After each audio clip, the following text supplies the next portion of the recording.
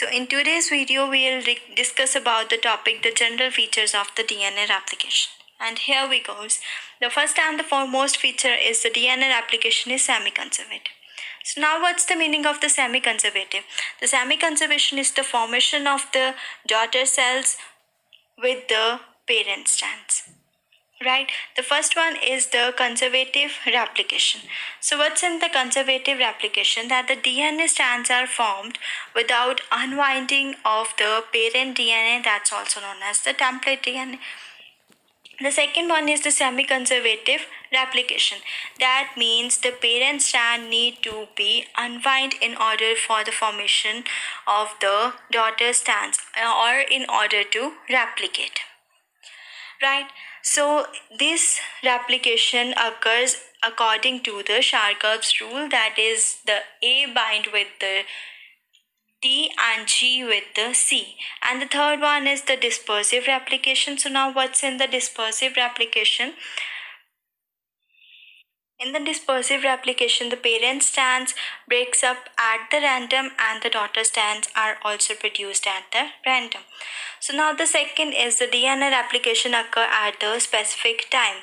That means the certain time is required for the replication of the DNA, whether it's in the prokaryote or in the eukaryote. In the prokaryote, generally the replication occurs in the 6 to 8 minutes, whereas in eukaryote it occur in about 6 to 8 hours. And the third one is the DNA replication is mostly bidirectional. What this mean? The bidirectional means that from the specific site it replicates in both the direction. And this specific site from where the replication starts, this is known as origin. Right, in the prokaryotes, what happened? Like this is the case of the bacteria, only the single origin is required, and from here the replication starts in both the direction and merge at the point opposite where the replication start, or merge at the site where the opposite origin is present.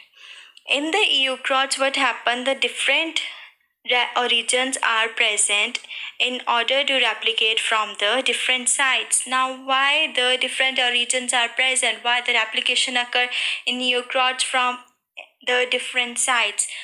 Because the eukaryotic chromosome contain the linear DNA. Right?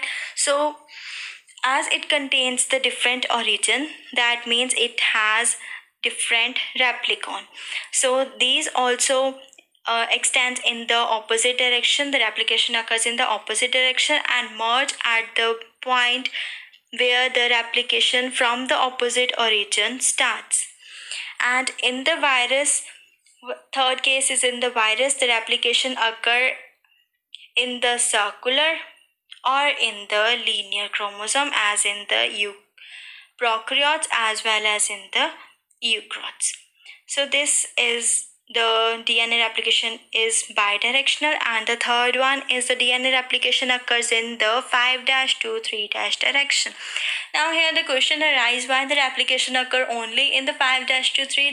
Why not in 3' to 5'? The reason behind this is only that the 3' contain the free hydroxyl group, whereas the 5' contain the phosphate group, with which the nucleotides would not be able to attach with this region, and due to this reason the replication is only occurs in the region from 5' to 3', but not in 3' to 5' direction. Now the fifth point is the DNA replication takes place as a continuous leading strand and as a discontinuous lagging strand. So now what does it and how the continuous and discontinuous fragments are formed, like here. Right, so we know that we have already discussed that the replication always occur in the direction from 5' to 3'. So here also the replication occur in the 5' to 3'. So here this region is continuous and this is discontinuous. Why? This is because the moment of fork is in the similar direction as along this as in the direction of the leading strand, whereas the direction of fork is in the opposite direction as that of the lagging strand. That means the direction of fork is in this direction, but the replication occurs in this direction. So that's why these small fragments are formed, and these fragments are known as Okazaki fragments. These small fragments, these are RNA primer, right? And the another is the primer is needed to initiate the synthesis of the DNA replication. This means that DNA polymerase alone cannot be able to replicate the daughter strand. It requires the primer in order to initiate the replication. Why the primer is needed? The primer is needed because it helps in the synthesis of these fragments, these RNA synthesis. So primase, what's the primase? The primase is the nucleic acid containing the 3' hydroxy group of the DNA or the small RNA fragments, and these fragments, as I have discussed earlier, these fragments are known as Okazaki fragments. Right, and the seventh one is the description. The bidirectional replication bubble form after the initiation of the DNA synthesis along one template strand. So what does this mean? That this means that the DNA replication, wherever the DNA replication occurs, whether in the prokaryotes or in the eukaryotes or in the virus, the bubbles are formed. Right. So the eighth one is the DNA replication begins at the specific region of the chromosome. That means the DNA must have the specific site from where the replication has to be started. The ninth one is many proteins assist the DNA replication. That means the various enzymes are required for the synthesis of the DNA replication. These includes the DNA gyrase, the helicase, the primosome primase, right? The single-stranded binding protein, the DNA polymerase 3, polymerase 1, and ligase. And here we discuss about what are the functions of this enzyme. The DNA gyrase helps in uncoiling of the DNA. As we know, the DNA is supercoiled, so the DNA gyrase helps in the uncoiling of the DNA. The helicase helps in the unwinding of the DNA. Like here, it unwinds the DNA. It unwinds both the template strands of the DNA. The third one is the primosome. The primosome produces the RNA primer that are needed for the formation of the Okazaki fragments. And the primase, the RNA primase helps in the synthesis of these RNA primers that are the pink color, right? So these RNA primers are synthesized from the enzyme primase. The next one is single-stranded binding protein. Where it's present where the DNA, where the daughter strands are not formed, like here. And these are the enzymes that are involved in the DNA replication in all the organisms. The first one is the helicase. As I have already discussed, it helps in the unbinding of the DNA.